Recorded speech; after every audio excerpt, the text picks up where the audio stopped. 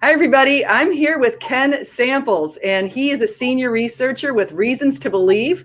And we have lots of reasons to believe. So come with your doubts, come with your fears. If you're wondering whether Christianity is rational, reasonable, and good, you've come to the right place, because yes, it is. And Ken he's also an adjunct instructor of apologetics over at Biola, and he's been studying apologetics for decades. And so he has taken a lot of his knowledge, he's wrapped it up, and he's put it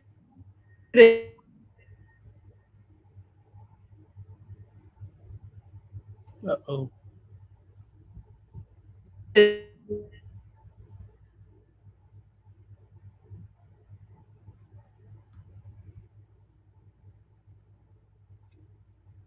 a nice pack.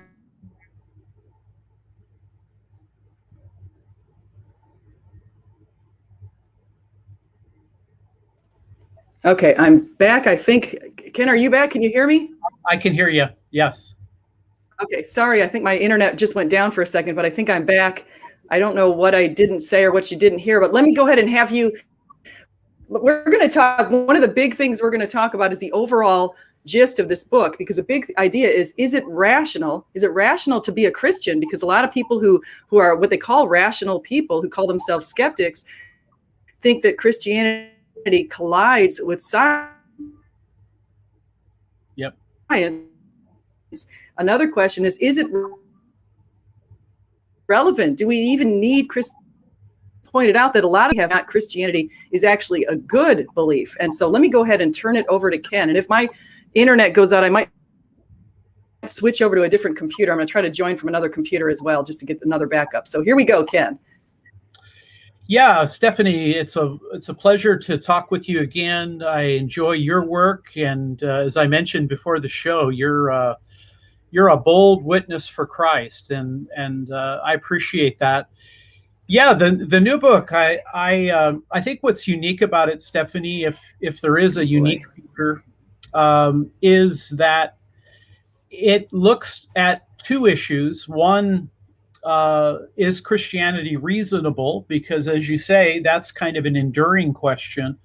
But it also raises the issue about whether Christianity is a good thing. And I've been doing apologetics professionally for about 35 years. And in the old days, in the late 80s, when I would go to the university and give a talk, students would almost exclusively ask me truth questions. Does God exist? Is Jesus the Son of God?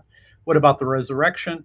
But I noticed about 15 years ago, that when I go to the university now, the questions are often very different. I still get truth questions, but I often get questions like, has Christianity been a good force in the world? What about slavery? What about the God of the Old Testament? And so I thought, wow, maybe apologetically we should approach both, raise the issue of truth, but also then ask, has Christianity been good? So that's kind of the way I frame the book. Yeah, and I think that's a great way to frame it, because I feel like there's a movement, and I think that we could all acknowledge that there is a movement of new atheists who've come into the scene, and started off with people like Richard Dawkins, who wrote a real diatribe against God. And so he put God on trial in his book, The God Delusion. And so I think people like him have given the people these ideas that the God of the Old Testament is not a good God. You make a good argument about the Canaanites a little bit in your book, and some of the other arguments. So what should we say to people who say, wait a second, maybe Jesus and God of the Old Testament aren't the same persons, and maybe God of the Old Testament isn't the same, doesn't have the same goodness that we see in Jesus? Yeah, I think that is quite a relevant question for many people. As you mentioned, I think a lot of people look at the Old Testament and they, God seems very wrathful. He seems to kind of push his will upon people. But then people look in the New Testament and they think, well, Jesus he's gracious, he's kind, he's loving. I think the way I would approach that, Stephanie, is I would say that the God of the Old Testament is both loving and just, and Jesus is also both loving and just. And the things that you find in the Old Testament are things that Jesus himself affirmed. Jesus is constantly quoting Moses. He quotes the various prophets. I think we want to look at the Old Testament on its own ground. What I've discovered in talking with people on, especially social media, a lot of people don't really know what the Old Testament teaches, and maybe don't have a clear understanding of what's happening in that kind of context. But again, I think the reality is that there's no difference between Jesus and Yahweh. In fact, Jesus is the earthly expression of Yahweh, and both Jesus and Yahweh were both just, and they're both loving. And I would hope that people would give the Bible an opportunity to speak for itself, and not allow others like Dawkins, like Hitchens, like Harris, like Dan Dennett to speak for the God of the Old Testament. Yeah, I agree with that. I think that those are some great points, and I do agree that Jesus is also interwoven throughout the Old Testament. I think the Old Testament painted the way for Jesus' Yeah. arrival, and I think God put that all together in sort of a magnificent way. And so I think, like you said, I'll agree with you on the fact that a lot of Christians haven't even read the Old Testament. And I could say this as a person who had been raised as a Catholic. I'm not a Catholic anymore, but I was raised a Catholic, and it wasn't really something that we did. We didn't read the Old Testament. And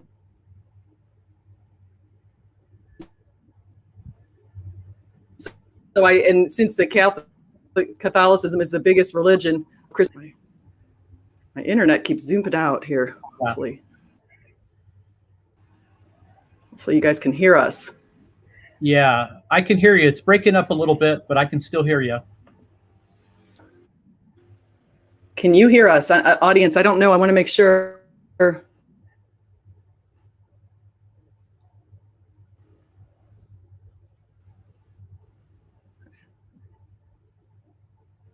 Okay, can I see how the internet connection keeps going out? Can you hear me? I can hear you. Yes, I can hear you. Can you hear me? Uh-oh. Oops.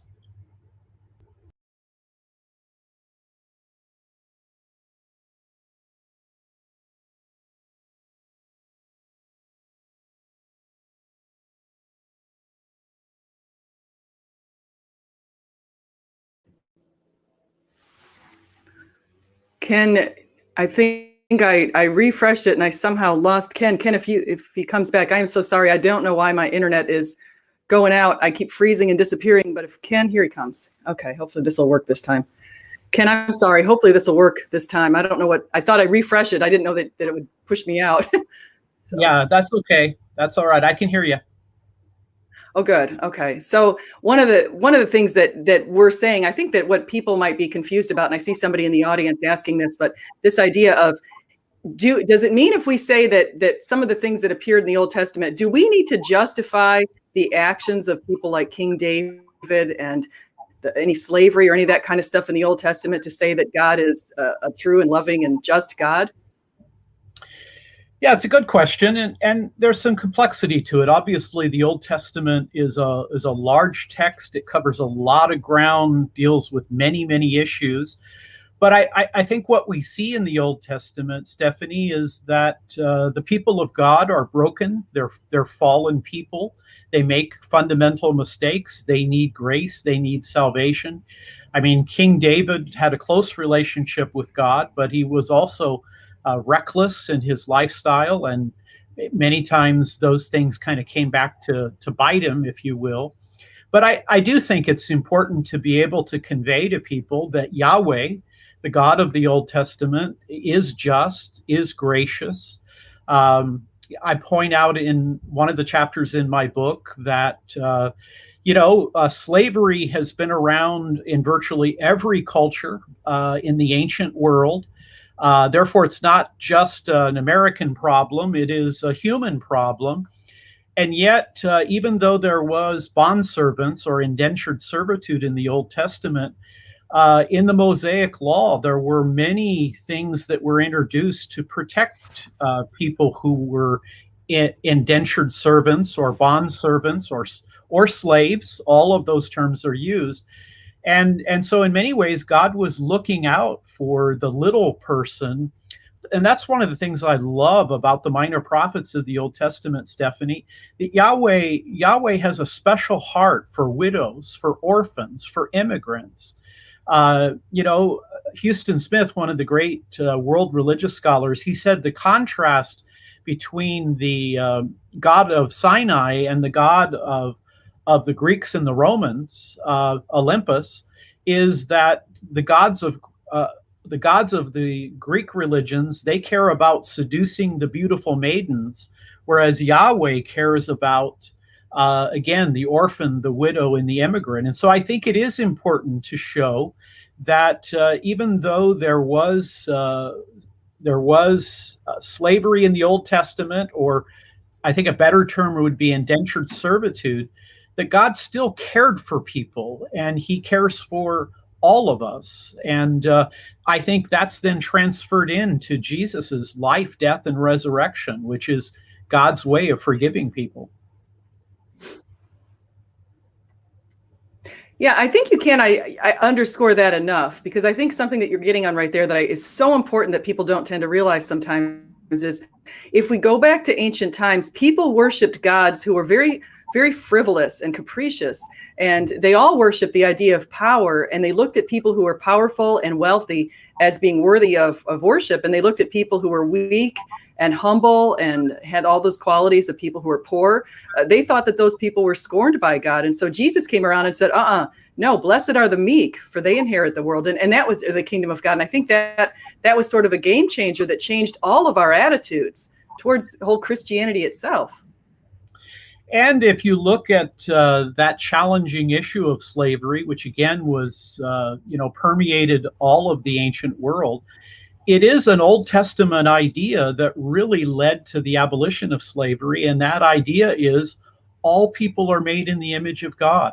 All people are image bearers, and therefore they have inherent dignity and moral worth. And so the abolitionists, those who sought to end slavery, either in Europe or in America, they were motivated by their theological ideas, their biblical idea, and specifically an Old Testament idea that people are made in God's image. So I like to point out to people that the God of the Old Testament cannot be as evil as Richard Dawkins thinks, when those are the ideas that led to many of the moral developments in the modern world.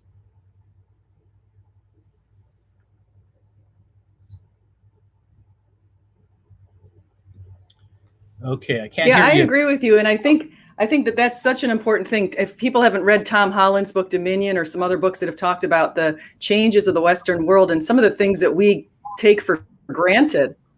Can you hear me now? I can hear you. Hopefully. Can you hear me now? I can hear you. Can you hear me? I think you can hopefully hear me. Well, we take some things for granted, I think, in the West.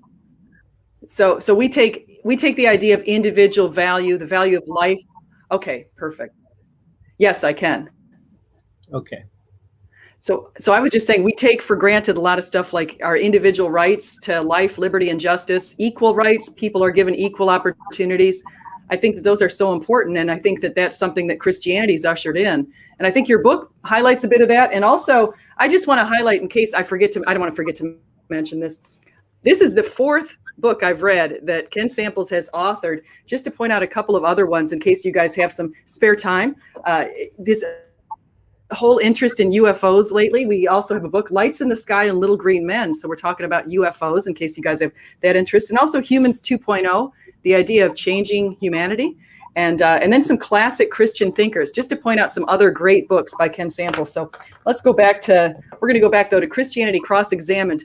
Why are Christians, I mean, do you think Christians today are increasingly coming under fire in the West? I do think that. From a secular movement?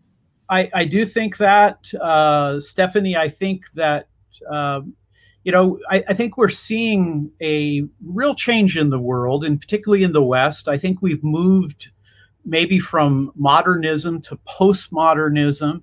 Postmodernism is characterized by skepticism. It is characterized by suspicion about objective moral principles. You can't really have objective truth or objective goodness. And I think that to some degree, the new atheism has kind of lit a fire for many people that would now, when they're asked to designate who they are, they're the nons. They don't connect. You and I were raised Catholic, but many people today, they don't want any religious designation. And I think that there is, I think there's criticism of anybody who holds a very robust worldview that believes in God, believes in objective morality. But I think I think the way of approaching it is simply to show people the reasons we have for believing in God, that it is rational to believe in God, it makes common sense to believe in God, and that believing in objective morality, truth, goodness, and beauty, all of those things are critically important for human beings. And so, I think that we live in a challenging time, but the church has been in challenging times many times in the past.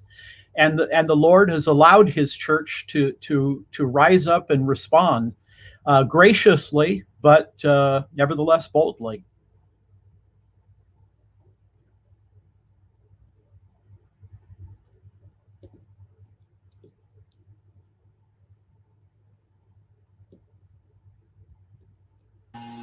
Yeah, I want to make sure I caught that. I don't know if I caught that towards the end. So yeah, we are in a position to rise up and respond. And I agree with you. The church has been under fire a lot of times in the past. But is this different right now? Because one of the things that I think is going on, and I could just be speculating here, but if I look back to when social media came about, maybe around 2007, 2008, and then people started getting on Facebook and Twitter and Instagram and all these places, and they started finding groups of people who agreed with them. And I think before, the nuns and the atheists and the agnostics maybe sat in the closets and maybe didn't come out in society because they were immersed in their towns where there were lots of churchgoers.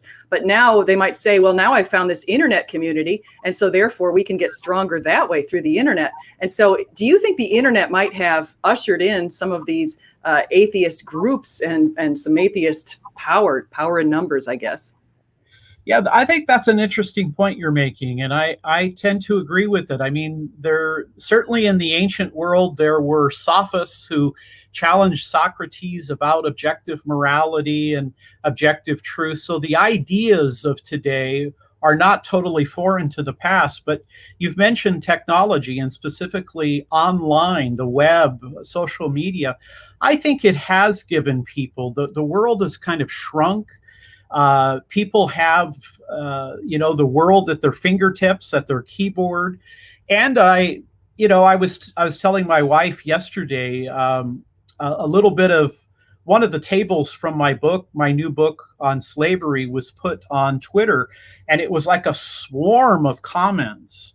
And there were many atheists, but there were also many what I would call, secularists or progressive religion. There were also many Christians who piped in and were supportive. But I do think that we live in a different world, and I think people find on the web a certain agreement, and certainly the new atheism, I think, has sparked the idea that secular people should speak their mind. Now, of course, one point I would make, Stephanie, when I was in college studying philosophy, I studied the old atheists. I studied Friedrich Nietzsche. I studied Bertrand Russell. I studied J.L. Mackie, A.J. Ayer, Jean-Paul Sartre.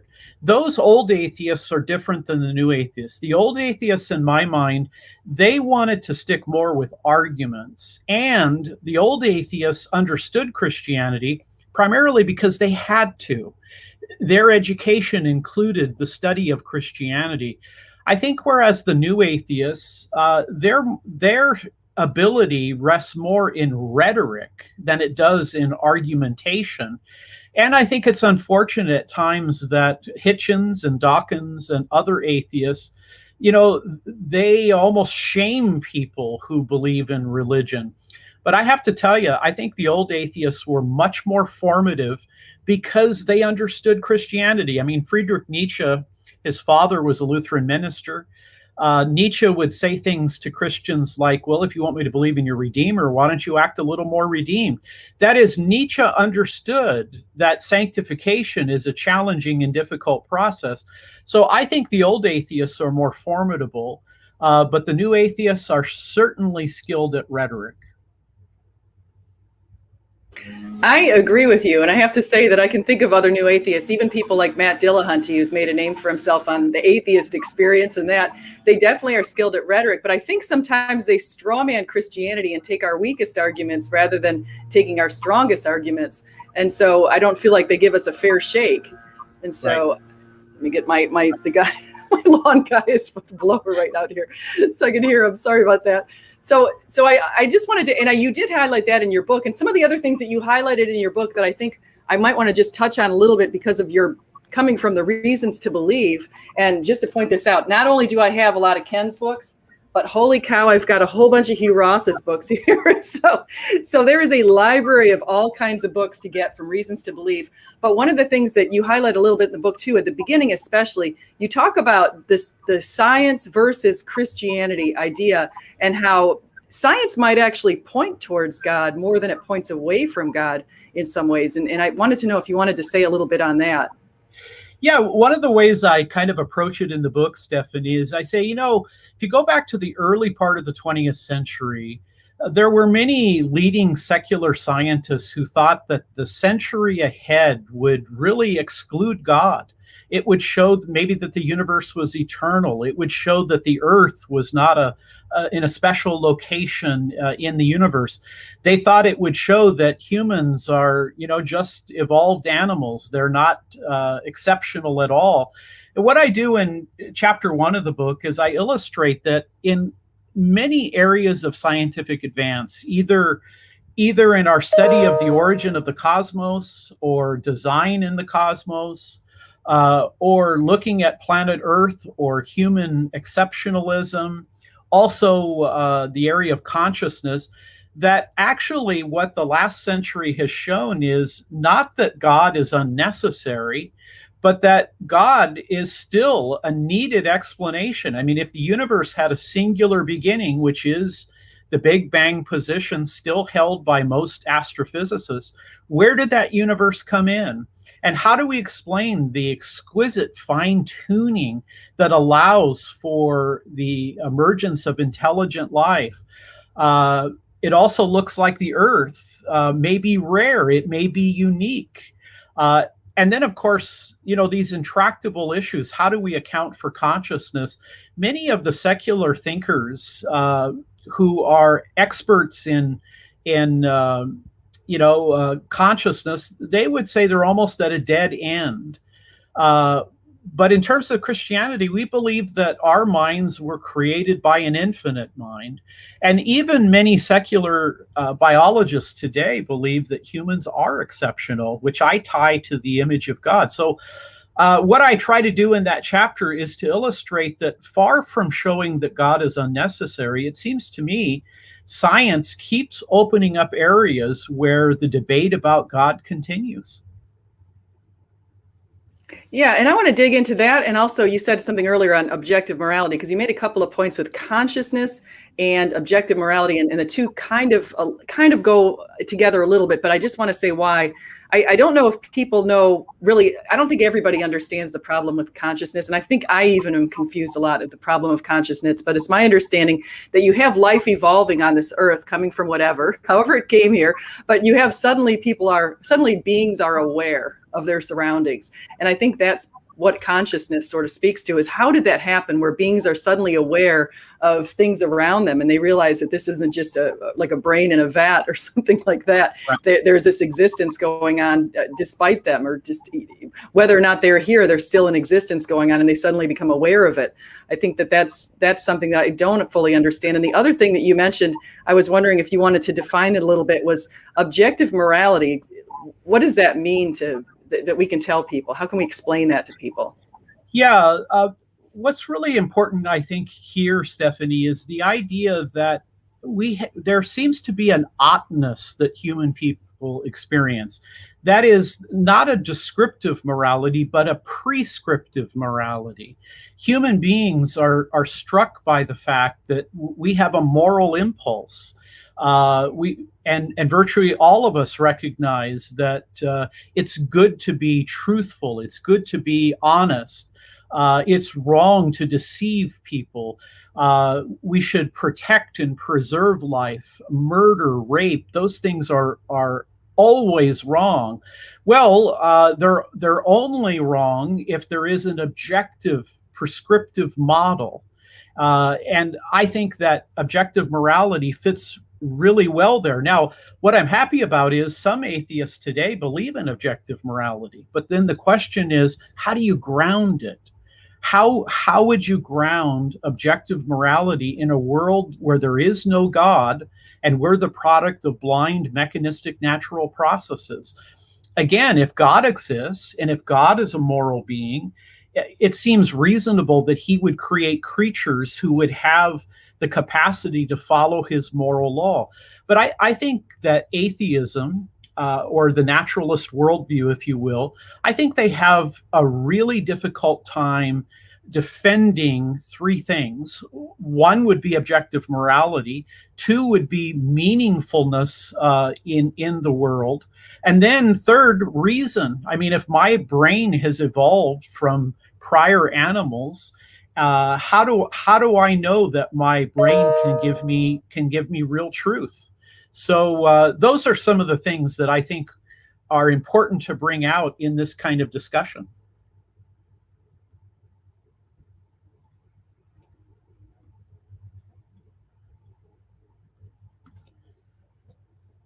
Okay, I'm having a hard time hearing you now.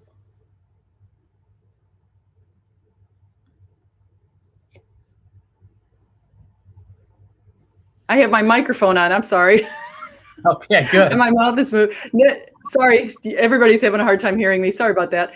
No, I think I want to highlight what you're saying on objective morality with Sam Harris, because he believes that we have objective morality, but he grounds it in a desire that we have for well-being. And he believes that humans collectively share this desire for well-being, and therefore everything's grounded in that.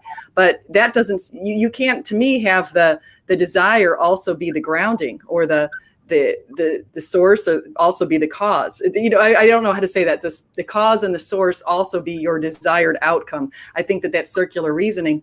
But to go back to what you're saying, so if you have objective morality, imagine it this way.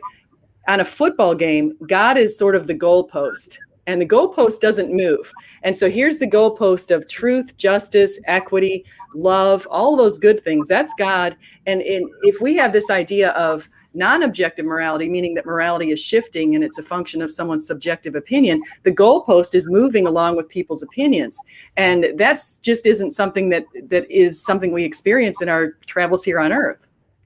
Yeah, I think a way of approaching this, Stephanie, is to say, does the Christian view of human beings or human nature carry greater explanatory power than the alternative worldviews? I mean, Hugh Ross has said, for example, that he thinks that human beings are both better and worse than they would be if they had evolved through purely natural processes. What he's getting at, I think, here is, if I could reference Blaise Pascal. Pascal said human beings are an enigma of greatness and wretchedness. Humans have extraordinary capacities. We can do science, we can do philosophy, we build technology, we're able of reflection about morality and immortality. That separates us from the animal kingdom. But we're also different in the sense that you don't need Satan to explain the Holocaust. Human beings have a side to them that is given toward evil and rebellion. I think that is a Christian perspective on things. I'm not sure that naturalism could produce that kind of particular individual. And so You know, when I look in the mirror, the Bible makes a lot of sense at Ken Samples. It explains why I have an endowment, the good things, but it also illustrates that I'm broken, that I'm fallen, that I need a redeemer. And I think a biblical anthropology is superior to naturalism or Eastern mysticism or postmodernism. Yeah, I agree with you. And postmodernism is this idea, just in case you guys are looking at that and you haven't heard of it, it's horrible. It's the worst idea. It's that we have no structure, no objective truth. Nothing it makes sense really at all under postmodernism. And so I'm looking at your book right now, and I highlighted, you can see all these stickies here because I highlighted a whole bunch of these great comments that you have, but I wanted to point something out. You're my kind of reader, Stephanie. I like readers like you. So. Yeah, well, I love learning, and I love taking 30 years worth of your work, and you've compiled it in this book, and this is all I have to do is read this book, and I've suddenly 30 years smarter. So I think that's fantastic. So you have, is our species special? And I think that this is the atheist argument. A lot of times they like to call themselves apes, or they have pictures of themselves as apes on the internet. Their avatars are apes, and they say that we're no better than apes. But I want to say some of the things that you said right here, because I think these are great. Here's are some differences. Image of God, being spiritual and holding religious beliefs, being personal, self-conscious, and capable of rationality, being deliberative and volitional, being uniquely relational and communicative, being philosophical and speculating about one's immortality, being insightful and powerful by having dominion over nature, and being able to develop and use complex symbolic systems. These are just a few of some of the great ways that we're exceptional. I think we could highlight that a little bit. Did you want to comment on that a little bit just for the audience? Yeah, it's interesting, Stephanie. I mean, it's not just religious people or Christians who believe that human beings are different, not merely in degree. So we don't just have a few more attributes than the primates that we're alleged to have come from, but that we're different in kind. We're a different kind of being. And I think that what is illustrated there is, again, our spirituality, our technology, our ability to engage in philosophy and even speech, to use symbolic language, to read, to write. Those are human qualities and characteristics. And what I find interesting is some atheist biologists, I'll give you one example, Ian Tattersall, even though he is a naturalist, he is an evolutionary biologist, he says there's no doubt human beings are different in kind, not just in degree. Now, I think that runs against kind of the old Darwinian way of thinking, but I think it fits well with the biblical view. The dust of the ground and the breath of life have made us in the image of God. We have many similarities to the animals, but we also have these differences that put us in a different category.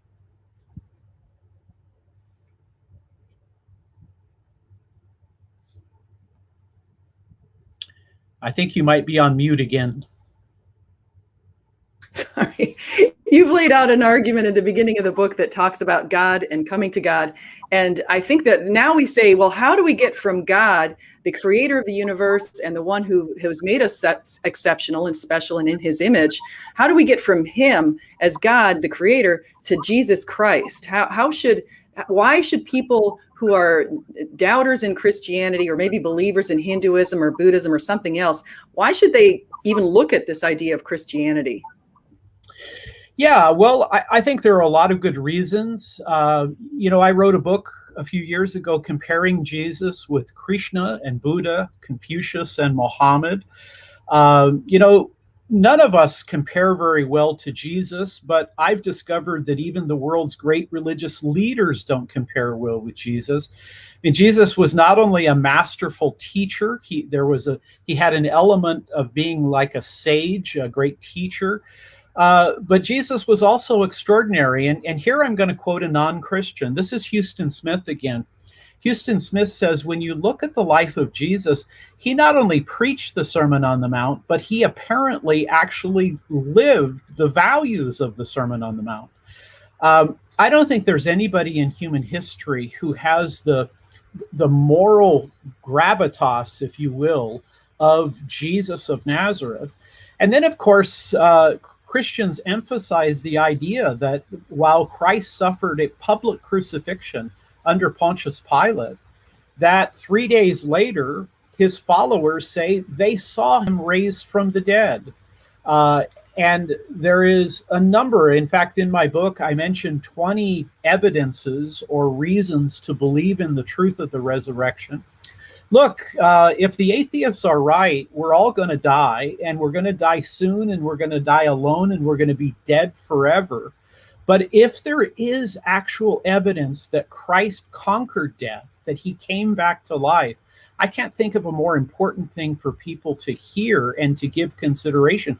So I think Jesus's resume of his teaching, his holiness, his apparent ability to heal and perform the miraculous, and then backed up by evidences of his resurrection, I think that puts him in a position where people should consider it.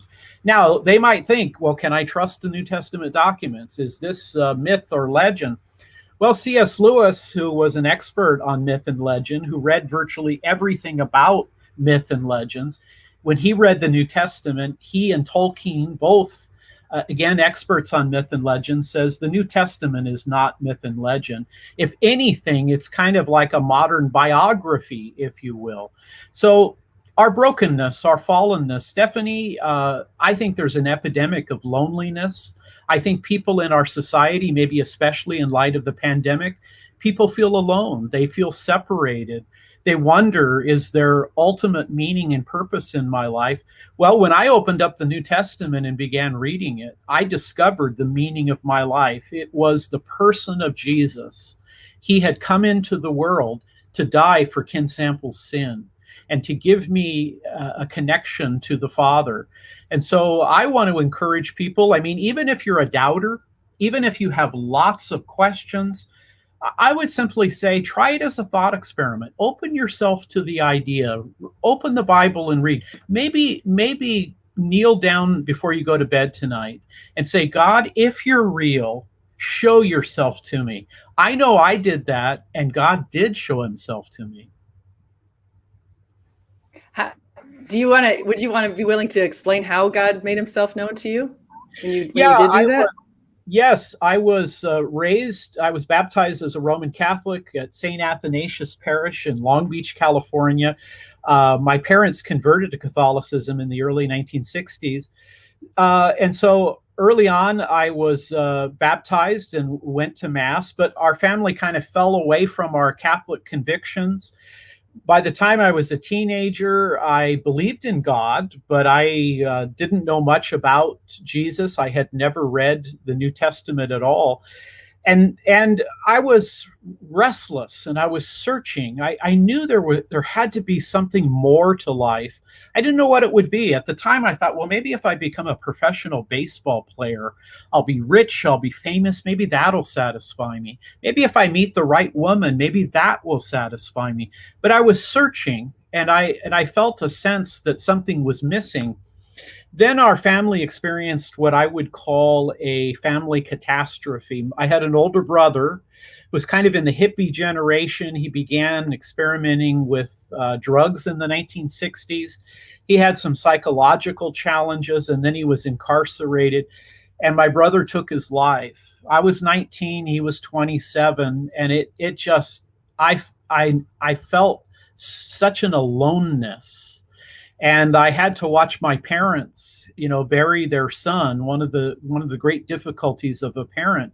So I became even more desperate. I was looking for answers. My sister gave me a book by C.S. Lewis called Mere Christianity. And I had a dream where I thought I saw Jesus. Now, am I certain I did? I'm not certain. But I know that dream was partly the reason that I thought, you know what? I've never read the Bible. I went out and bought a paraphrase, Good News for Modern Man, the Living Bible. I'd never read it in my life. And I began going to church. At our parish, you could go to church every day at 7 o'clock in the morning. Later in college, I became an evangelical Protestant, but the Lord really did show himself to me. he gave me a sense of purpose and meaning in life. And then that opened the door to reading and reflection. And, most of my adult life, I've read nearly 3 hours a day. Now, a lot of days I wasn't able to do it, but the Lord showed me that ideas are really important. And I wanted to learn as much about him as I possibly could. And I wanted to share what I had learned with other people. So the Lord reached out to me at a time. Did I come to Christianity explicitly because of an argument? Well, I probably came more out of need, but immediately I recognized you've got to have arguments, because a Jehovah's Witness started knocking at my door, challenging me about my Christian convictions. And I realized, boy, I need to study, I need to think, I need to be prepared. So that's a little bit about my story. Yeah, I love that. My story is so similar to your story in a bunch of ways, except for I'm very sorry to hear about your brother. That's obviously extremely tragic, and I'm sure your parents that's nothing a parent can ever deal with. It's nothing, it's you're never prepared for that. That's a real tragedy. But as far as the light that you've seen since then and the dream that you had, and I believe you had a dream. I had a dream too. And I also was shown Mere Christianity by somebody on a chance meeting. So it's funny how C.S. Lewis has opened some of our eyes as well. And I noticed you did mention C.S. Lewis a little bit in your book. Did you want to talk about Mere Christianity or any of the things that C.S. Lewis said about maybe bringing together different sects of Christianity? Yeah, that's a chapter in my book. I remember giving a talk about the existence of God and the truth of Christianity. And a skeptic came up to me afterwards and he said, Ken, I find your presentation engaging. He goes, I just have a question for you. He goes, if I were to become a Christian, which Christianity? The church seems so divided. It seems Christianity may be hopelessly divided. So I thought, well, I need to address that question. And I learned a lot from C.S. Lewis. I mean, Lewis wrote this book, Mere Christianity. He was born in Belfast, Ireland, and Belfast is one of the areas where there's been a lot of tension between Catholics and Protestants. I think one of the reasons he titled it Mere Christianity is he wanted to talk about the essence of Christianity, not any particular denomination, not any particular branch of Christendom, even though Lewis became an Anglican, but his friend Tolkien was a Catholic. So what I do in the book, Stephanie, in that chapter is I say, look, the conservative branches of Christendom, I mean, there's progressive Christianity, which I don't think is Christianity at all. It is a liberal theological system. But the conservative branches of Christianity, whether it's Catholic, Protestant, or Orthodox, they have tremendous common ground. They affirm the Trinity, the Incarnation, the Atonement, the Resurrection, the Second Coming. All of them have a high view of biblical authority. So what I try to do in that chapter is to say, look, it is true that there is division within Christianity, but there is also a lot of agreement on doctrine, on morality, on the Christian worldview. And then I also make an appeal to Christians. And Steffi, this is something I am very passionate about. I feel and I think that I'm a peacemaker, that God has called me to be irenic. I try to bring Christians together. I encourage Christians on the web who may be debating the Calvinism, Arminianism debate or the Catholic Protestant debate. I say, look, maybe you want to take that offline. Maybe you want to talk about that privately. I think it's very important, maybe more important now than ever, that Christians stand together. And even if you may be uncomfortable with some Catholic beliefs or Orthodox beliefs or Protestant beliefs, certainly we can agree on the value and dignity of human life. We have a pro-life perspective to bring to marriage, to abortion, to all of these controversies. And so I argue that, I want to bring both, I want to bring truth, unity, and charity in my discussion with Christians. I try to find common ground and I try to be charitable because after all, you can know almost anything, as Paul says, but if you're not loving, if you're not seeking to be a gracious person, something's fundamentally wrong. And I want to be a gracious, loving, caring individual, and I also want to stand up for the truth.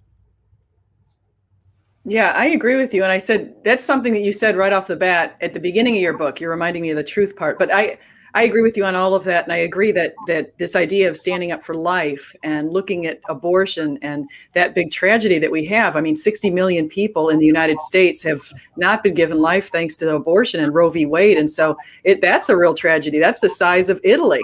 So it's just terrible. And people talk about Black Lives Matter, and so many of those babies are Black babies. And so it's just, again, it's just a real tragedy.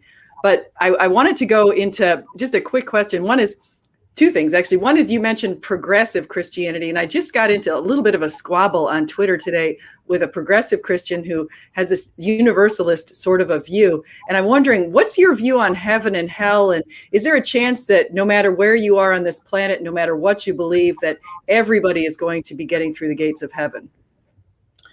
Yeah, it seems to be growing as a perspective. I think what I would say to that, Stephanie, is that historically, as we look at the past, universalism has never been a historic Christian position. In fact, Origen, one of the early church fathers, kind of toyed with the idea and played with the idea, and one of the particular church councils condemned it as heresy. Now, again, some evangelicals, and there is even a leader in the Eastern Orthodox tradition, has written a book about universalism. But I think it's fair to say that Christianity has never embraced pluralism. It's never embraced inclusivism. It's always said that only through Christ, he's the way, the truth, and the life. No man comes to me except through the Son. I think that hell is something that ought to make you think deeply. I believe in the traditional view of hell. I believe in eternal conscious punishment. How do I justify that? Well, I would say, for example, that when you sin against God, you sin against an eternal being, and so you commit an eternal sin. It's not how long you've been sinning, it's who you've sinned against. So hell is the wrath of God. But of course, the good news in all of this, Stephanie, is you don't have to go to hell. You can receive Jesus as your Savior, and you can become adopted into the family of God. But I think it's fair to say universalism has never been a position held by any of the three major branches of Christendom. Yeah, and I agree with you, and I think it's because of what it says in the Bible. I kind of was looking into universalism in my 30s when I had drifted away from Catholicism, and I thought it was the idea. I thought I was listening to people like Wayne Dyer and these other people who seemed to be on board with that. But then when I look at what the Bible says, and I went through the Gospels and all of those parables and the Revelations and what Paul said, I realized, well, wait a second, this is just a fanciful notion that's not supported at all by the Bible, as far as I can see. So.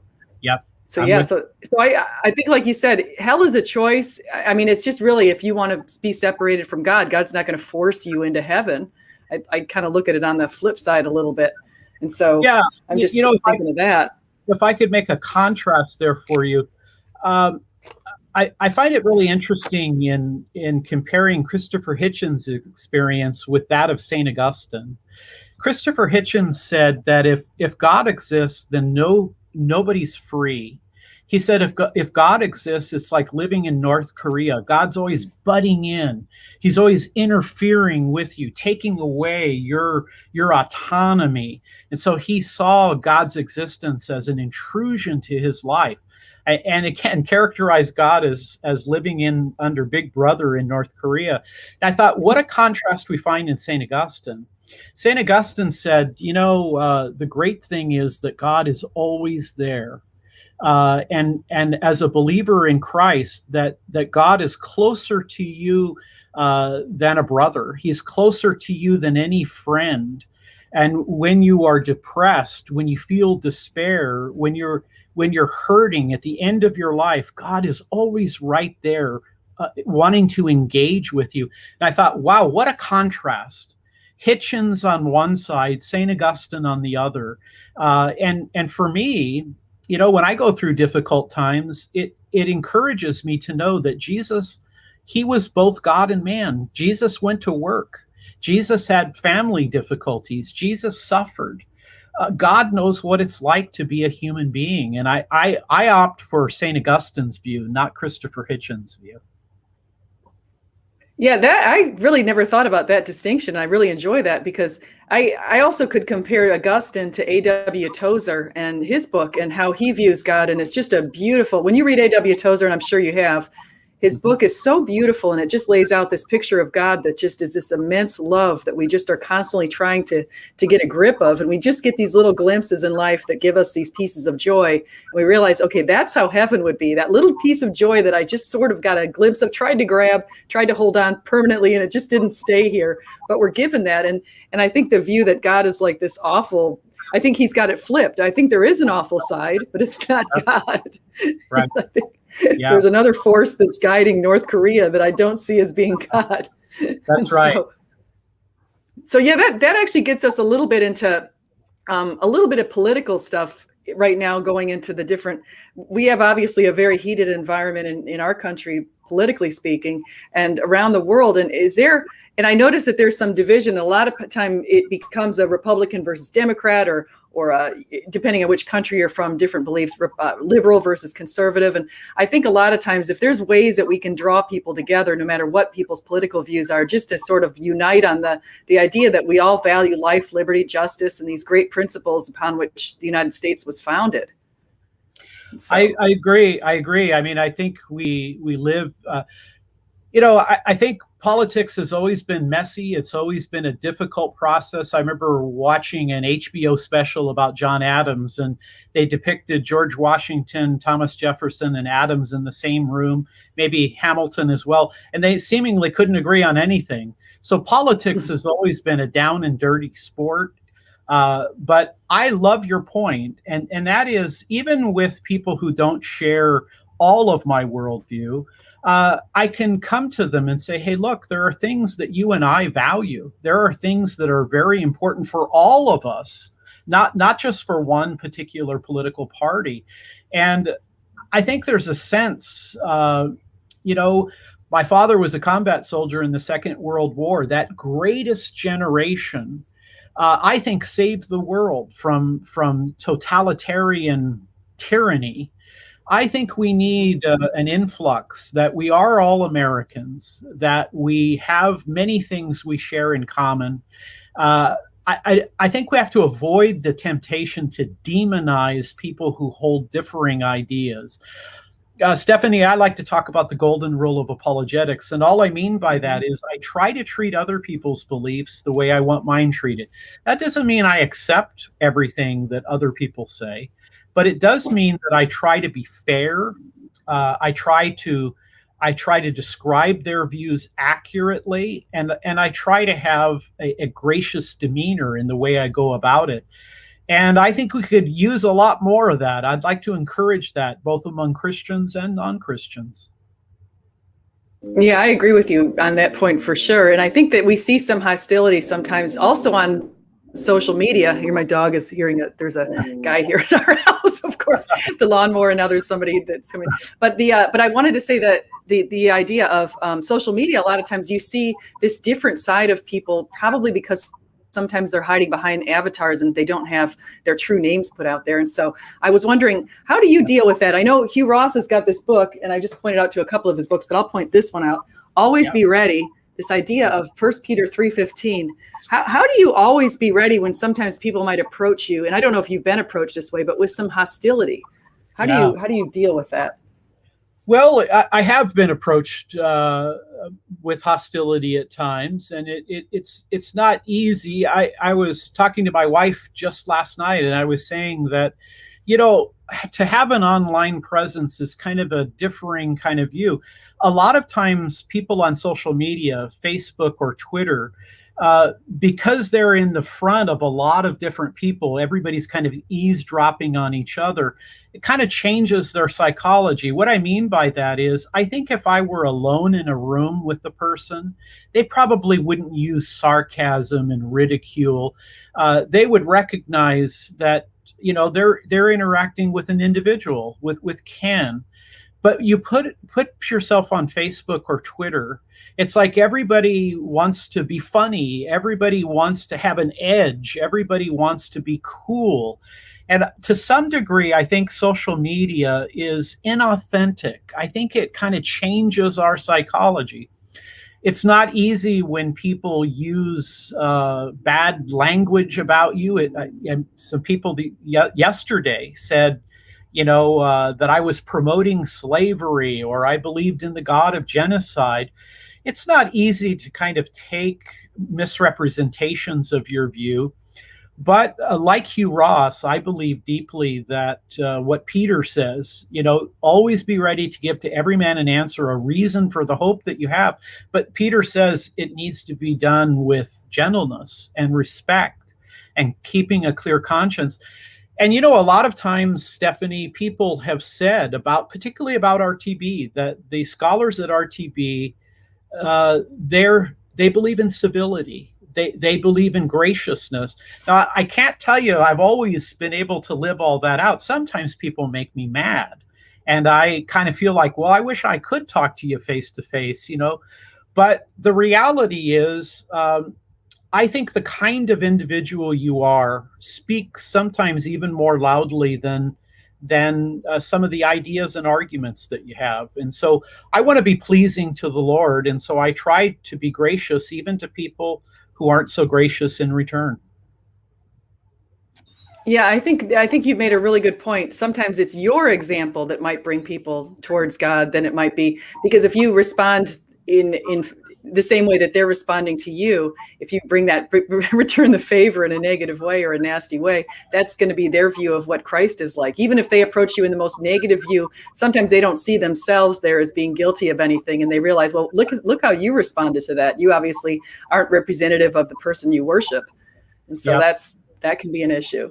So you brought up one of the things you said here that I thought was also interesting in the book is you mentioned this idea. Wait, let me just make sure I get the right verse here, but you mentioned about is Jesus's resurrection an apologetic, or do we have good reasons? And I know you mentioned the apostles and their belief after 3 days, but are there any other reasons that we should support Jesus's resurrection?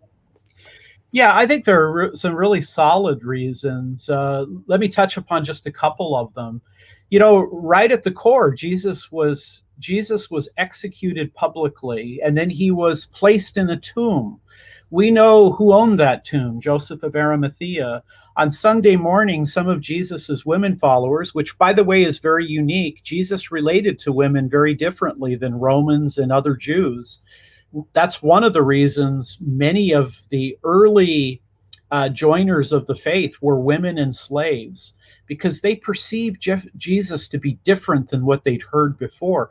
Well, the tomb is empty, and we know it's empty because even the religious leaders of the time admit it, and they say, well, we'll just tell people that the disciples came and stole the body. Well, at the core, Jesus's body is missing. If you can produce it, then Christianity is dead in the water. They couldn't produce it. Secondly, you also have people experiencing the resurrected Jesus. They're seeing him, they're encountering him. And if I could mention three very briefly, these are all very skeptical people who came to believe in Jesus. I'll mention James. This is Jesus's brother. This is somebody who undoubtedly was embarrassed about what his brother was doing. There's a passage in the New Testament where his family goes to kind of take control over him. I wonder if James thought maybe his brother was mentally ill. And so he was put off by all of this, and something changed. He says he saw the risen Jesus.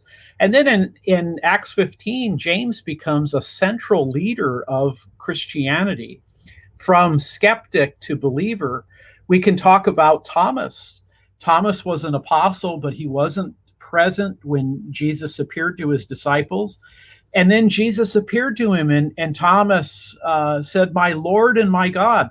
So when atheists say religious people believe things too quickly, that wasn't true of James. It wasn't true of Thomas.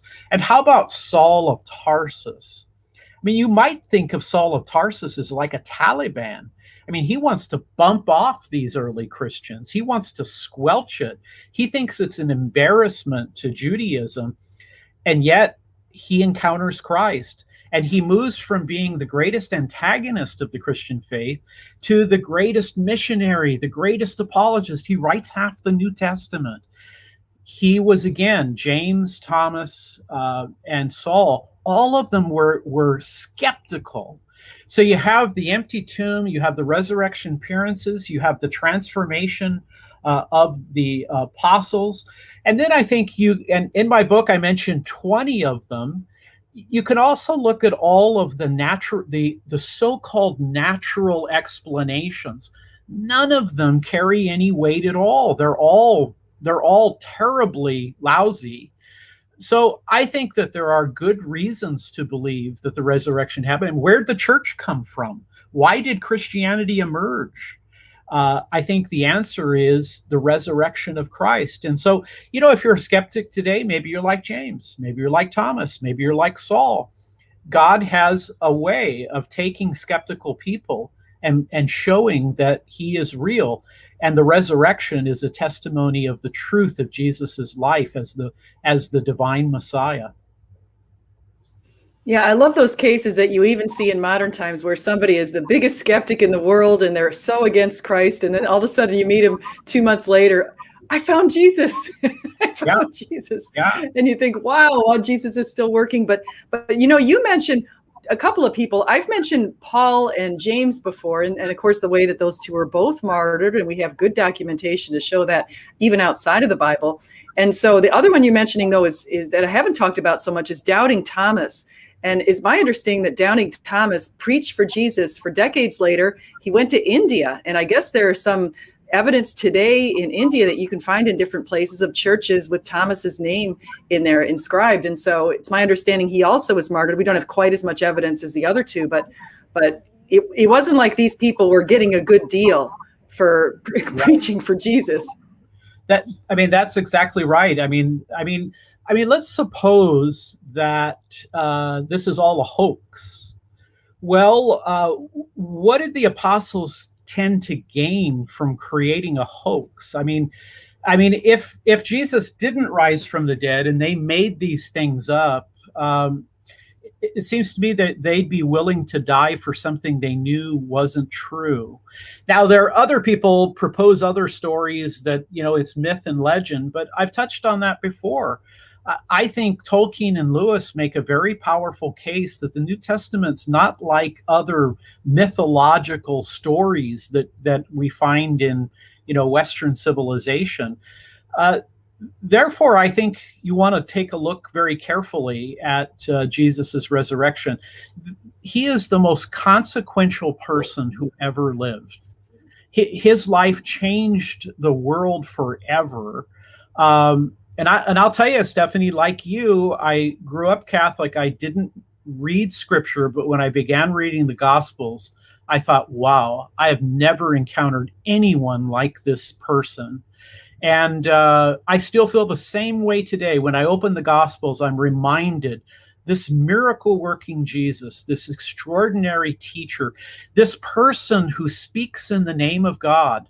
I think I think there are a lot of good arguments for God: cosmological, teleological, moral, ontological. But for me, one of the most convincing things is the person of Christ. I don't see him as being merely a human. He, to me, is the divine Messiah. Yeah, and I couldn't agree with you more. And I think that's really well said. And it's so interesting that I think some people might not appreciate is the fact that he was just this humble carpenter in the middle of this most obscure place in the ancient Near East, who was impoverished and who just had a little crowd of people who followed him around. How is it possible that by 313, when Constantine legalized Christianity, that between 5 and 6 million people were following him without any sort of legal protections? And I think that speaks to God's power. Absolutely, you're right on the money. I have a chapter about what birthed the church, and then why did Christianity grow at the level that it did. I mentioned large numbers of women and slaves became Christians very early on, so much so that the Romans thought, is this kind of a is this kind of a woman's movement here? But the reality is, and I like to talk to people, particularly who are feminists, about this, that, Jesus doesn't scapegoat women. He speaks to women in public, even as a rabbi, which was kind of socially unaccepted. Jesus, the first individuals to see the risen Lord were some of his women disciples. I think what Jesus brings to that is, this isn't a movement like we find in the Greco-Roman world. And as you've said, I mean, it starts with Jesus and his apostles. By the end of the first century, Christianity is spreading out into the Roman world. By the third and fourth century, it's dominated the Roman Empire. By the 5th century, all of paganism was largely converted to Christianity. And today there are 2.2 or 2.3 billion people who claim to be in some way or another followers of Jesus. Yeah, I love the points on the women, because I think that speaks to how different Christianity was from these different faiths. Women were second-class citizens, kind of like the way they are in some Arab countries still today. And so women weren't, just looking at women's rights in the West, a lot of this is coming out of Christianity, and the value that we're given is on par with just being in the image of God. Both of us, men and women, are made in the image of God. It's not just men, it's men and women. So it's a good deal. I want to ask you what your take is on, I'm thinking about right now we're looking at, in the Western societies, we're seeing an increasing trend towards secularism and atheism, and especially in the European, northern Western European countries, places like Australia. But then if you go to places like Africa and China and India, and even in Russia, I just saw something about Russia, there seems to be a little bit of a blooming movement in Christianity in some of these places that you wouldn't think would be bringing up Christianity. Do you see maybe a shifting tide? Because right now, for the last couple thousand years, the West has been pretty much, we moved out of the ancient Near East to have our sort of headquarters mainly in the West, Western societies, Rome, and those places. And now I'm wondering if we're seeing more shifts towards the East or the South with Africa. What do you think about this? I do think that. I think that I know in the Orthodox Anglican tradition, it's made up of about 85 million Christians. Its growth is enormous in Africa. It declines in Europe and in North America. It's exploding into Africa. I'll tell you an interesting stat I read from the Pew Report. They said, based upon trends, by 2050, there'll likely be 9 billion people on planet Earth, 3 billion Christian, almost 3 billion Muslim, and then 3 billion others, secular and other religions. Now, I think what we recognize is exactly what you said, Stephanie. There are, Christianity is declining somewhat in the Western intellectual centers, but in China, in Asia, in Africa, there is enormous growth. And I also think we need to recognize that another big challenge, along with science in my mind, is how Christianity relates to these other religions. How do we relate to Islam? How do we relate to Hinduism and Buddhism? So I think that kind of religious pluralism question is going to be, it's not only important today, it will remain important for the rest of this century. But 9 billion, 3 billion Christian, 3 billion Muslim, 3 billion others, I think it's going to give us a lot of opportunities to talk about our faith with many people who don't share that faith. Yeah, and I just wanted to add, the interesting thing that I found about the Muslim faith and also about the Hindu faith is, it's my understanding that the Muslim faith believes that Jesus is a prophet. They don't deny Jesus and he's the son of the virgin, and they do accept certain portions of the Old Testament, and they reject the resurrection, which of course I don't believe in. They reject the crucifixion in some cases. So we can see where that's coming from. But I think that you can maybe get through the door with some Muslims by saying that Jesus is a good person, he's a prophet. They do agree with that, and then maybe build from that on. And I know you did some research, you mentioned earlier tonight or today about you looking into Muhammad and about also you looking into Buddhism and Hinduism. How do those other ones like Krishna, how does that relate to Jesus? Because I haven't looked into those at all. Yeah, what's very interesting is what I discovered is that there are a lot of Krishna scholars who aren't sure if Krishna was actually a historical individual or whether he was a mixture of mythological ideas. In terms of the Buddha, he was an extraordinary person individually, a great teacher, I think a first-rate philosopher. But in terms of Buddhism, they're not sure what century the Buddha was born in. So I think what you see is, I think, while people debate about what year Jesus was born in or what specific year did his death happen, we have a lot more historical data than we have for Krishna and for Buddha. And then I think even with Muhammad, I mean, Muhammad was an extraordinary person. He's an orphan. He can't read or write. Within 60 years, he becomes the universal leader of the Arabian people. Muhammad had an iron will. He must have been very smart, though not well educated.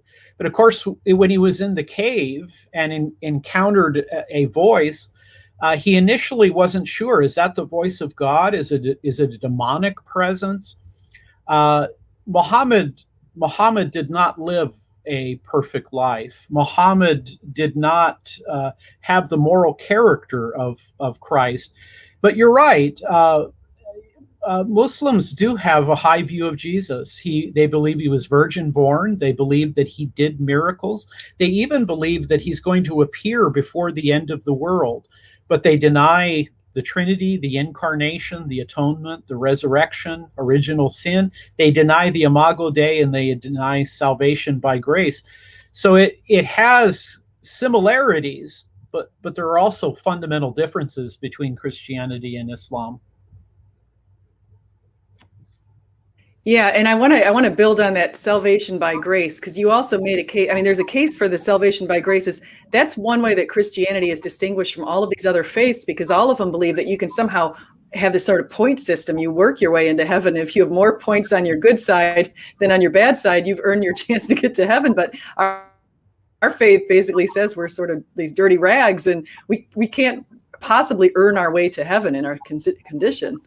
So I wanted to see what you've thought about that, the salvation versus grace versus works. Oh, yeah, I think that this is a very important idea. I call it kind of the man on the street religion, where, people kind of think, I'm not as good as Mother Teresa, but I'm not as bad as Adolf Hitler. Therefore, maybe I'll make it into heaven. God will grade on a curve and I'll be okay. Well, in many of the religions, I mean, in Islam, for example, it's not a redemptive religion. It's God is going to put your good and bad deeds on a scale. It's about submission and obedience. There's no redemptive element in Islam. Either you earn paradise or you earn some kind of wrath or hell. Christianity, and even in all of the branches, Orthodox, Catholic, and Protestant, there is the fundamental teaching that you're saved by grace. In Protestantism, we call it sola gratia. You're saved solely by grace. Catholics and Orthodox talk about the primacy of grace. You're saved by grace through faith, not by works, but a true faith will always exhibit those kinds of works. And so I often say, in the old days, Stephanie, I studied a lot of the religious cults. We call them new religious movements, Jehovah's Witnesses, Mormons, etc. I noticed very early on that in all of these kind of sectarian groups, they deny two things. They deny the Trinity and salvation by grace. I think there's a deep connection there. The Trinity, God, the Father sends the Son into the world. The Son accomplishes redemption. The Spirit then applies that redemption. I think grace makes Christianity fundamentally different, and there isn't a lot of grace and there isn't a lot of hope in the non-Christian world religions. Yeah, and I'm trying to find that quote. You just said something that you put in your book that has such a beautiful quote, and it had to do with the Trinity and the application and the way that you just said it. And I know I've got it with a yellow highlight, but I'm not going to be able to find it until. But you've got some. I mean, just you guys, if you haven't, one of the reasons we're talking today is Ken wrote this book, Christianity Cross-Examined, talking about is it rational, relevant, and good. And you've made some great arguments in the book, and also here today on yes, it is. All three, tag. And so that's just wonderful. I wanted to know, before we close, one of the other things that you mentioned a little bit here, I'm noticing your differentiation of the Catholic Church versus the Protestant Church. And you've got 16th century Reformation, and how the Catholic Church, since both you and I were raised in the Catholic Church, and both of us actually are now evangelical Protestants, I'm just wondering what you see as the differences, and how can we make a bridge for Catholics to kind of come together with us? Yeah, I think that I think there's three kind of broad areas that are significant differences between Catholics and Protestants. One has to do with authority. The Protestant view is that Scripture is kind of the final court of appeals, the supreme authority, if you will. In the Catholic Church, it is both Scripture, tradition, but then it is interpreted by the Pope and the Magisteria. So they have kind of a tripartite authority. They have a high view of Scripture, but they believe that you have to have it interpreted through the Church. Second difference has to do with justification. I think that there has been some real dialogue and discussion between conservative Catholics and conservative Protestants, but Protestants believe you're justified by grace alone, through faith alone, in Christ alone. Catholics view it as you are saved through sacramental grace. It is through faith, but it's completed by works of loving obedience to God. So there is debate and difference between the exact relationship between grace, faith, and works. Then I think maybe another major issue, and there are other issues as well, but I think the question of Mary and the saints. Should we respect and honor Mary, maybe kind of like we would Paul or Peter or James, or should we have some type of devotion to Mary? Now, officially, Catholics don't worship Mary. They give latria, worship to God. They give dulia to the honor to the saints. They give Mary hyperdulia, kind of an extreme honor to her. Again, unfortunately, I think there are many Catholics, particularly in third world countries, they don't differentiate between worship of God and honor to Mary. She almost becomes a divine figure, but that's against Catholic teaching. Now, where do we agree? Well, we agree in the creeds. We agree on the Trinity. We agree in the incarnation. We agree in many ways on the atonement, the resurrection, the second coming. But we also agree about humans are made in the image of God, have dignity, have value. I think in many ways Catholics have helped Protestants to see the importance of a pro-life ethic.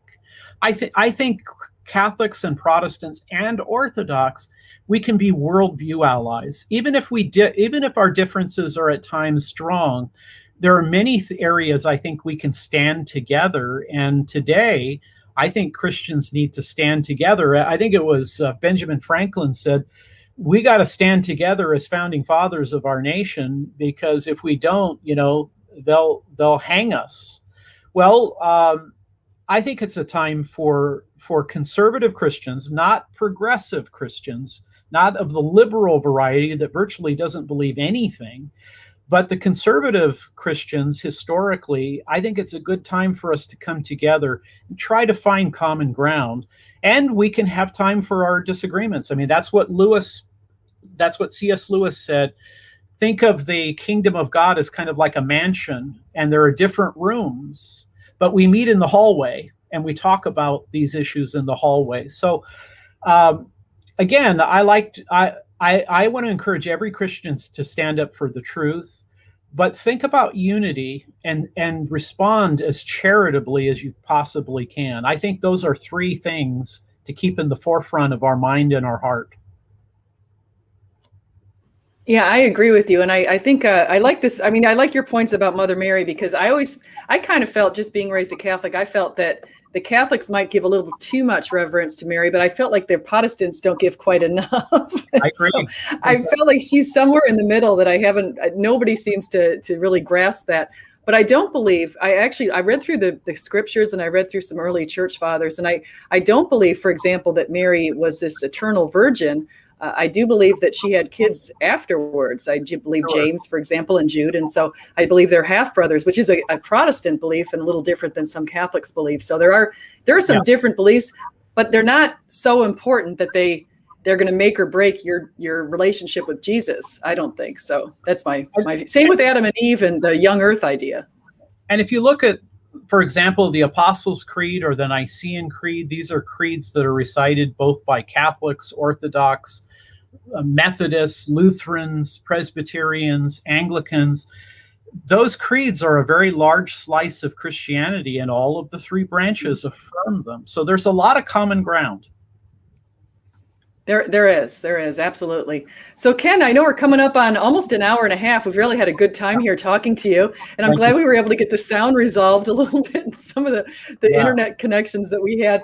I wanted to see, can you let us know what you're working on next? Because I know, as you guys know, look at all these books that I have here, and these are just a few of many Ken's books. So what is he working on now is a big question. Yeah, right now I have two books. One of them, I'm working with a friend on a book on logic and critical thinking. It will be written in good part for the Christian. I'm going to talk about the importance of the life of the mind, how important it is to be able to reason, to think, to reflect. So this will be a book that will help lots of Christians kind of sharpen their logical and critical thinking skills, looking at fallacies, looking at worldview ideas. And then a book that may come a little bit later, I'd like to write a book that talks about how the Trinity makes God love within himself. I was talking with an imam on the web just a week or so ago, and I asked him, who did Allah, single solitary being, who did he love in eternity? And I said, how different that is with the Trinity, where the Father loves the Son in the Spirit for all eternity. So in a Trinitarian context, God is analogous to a loving family. And so I'd like to develop that idea and compare it with Islam, compare it with Judaism, compare it with Jehovah's Witnesses. Because you know what, Stephanie, every time I've been talking to Jehovah's Witnesses, for example, for 35 years. You know, it usually is, I say the Bible teaches the Trinity. They say, no, it doesn't. I say, yes, it does. They say, no, it doesn't. But you know, when I bring up this question of love, I was talking with a witness not long ago, and I said to her, I said, you know, you believe that Jehovah is a single solitary God. You reject the Trinity. But I said, before Jehovah created angels and men, who did he love? Was he lonely? Did he have to create to get love? I said, not so with the Trinity. So I'm hoping to put that together into a book and to talk about how important the Trinity is, because salvation is from the Father through the Son by the Holy Spirit. And one of the things that excites me most about being a Christian is that God really is a God of love. And I have been forgiven and adopted into that family. So the Trinity is a very special Christian truth. Yeah, I agree with you. And I think that book sounds fascinating. And I think there definitely is a need to talk to the Jehovah Witness, because right now, the only communication I've had lately with Jehovah's Witnesses is they keep sending these handwritten letters, and I feel like I need to write back, or just even call them up. But I don't know how to argue with them, because I've never actually argued with any of them. So I don't even know what arguments they're going to present, except for their arguments against the Trinity. So, well, in closing, I want to say how I appreciate you. I see you on social media. You have a bold witness, but you're a very winsome person. You're studious. You're always talking about ideas. So I want to encourage people to follow you and to benefit from your life experience and how the Lord has brought you here. So at Reasons to Believe, we have a high regard for you, Stephanie, and we appreciate opportunities to interact with you. Oh, well, thank you so much. And I would say the same exact thing about you. And I love the fact that you and I share some similarities in our past as far as how we grew up and how we came to Christ. We also, in my family, did go through some sort of a difficult time when I was in my 20s. So I can, not nearly as difficult as yours, but I can relate in some ways that you do. We all have these rocky paths, but Yeah. God is that light at that end of the tunnel that we can all seek and find if we so desire. Amen. That's right. So you guys, again, if you haven't had a chance, I'm just going to close it up now, but I want you to go ahead and, if you haven't bought this yet, Christianity Cross-Examined, take a look at it. It's really good. He's got some forwards written by some very famous people. We've got people like J.P. Moreland, Kenneth Keithley, Gerald McDermott. I know I saw Sean McDowell. He was just on my channel. Paul Copen, Gary Habermas. I mean, really very great people have supported this book for great reasons. You did a lot of research. I was very impressed reading this book because I saw that you dug super deeply. And then, of course, if you want some history of our Christians, our good friends, you go back and you talk about the A people, Augustine, and I forget all of them.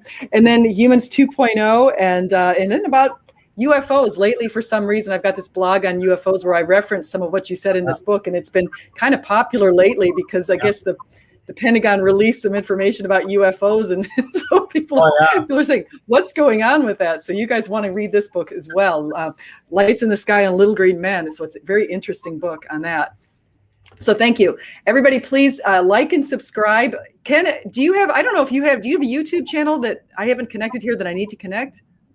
We have a brand new website, reasons.org, where there's just tons of information available to people. That's a good way to get in touch with me and with Reasons to Believe. Perfect. So you guys go over to reasons.org. I'm going to connect that up into the description. I will also, and then how can we find you on Twitter? Are you RTB? Well, just go ahead and say how we can find you on Twitter. I think it's Kenneth R. Samples at Twitter. If you just type in Kenneth, it'll pop up for you. And I have a blog that I write a couple times a month called Reflections by Ken, and you can see that on the RTB website as well.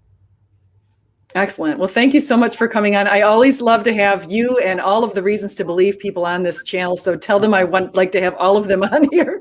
So anytime you guys want to come in, it's wonderful. I will, and thank you for your gracious spirit and God's blessings upon your important ministry. Oh, well, thank you so much. So everybody, whether you eat, drink, or whatever you do, do it all in the glory of God. Amen. Amen. So I'm ending the broadcast.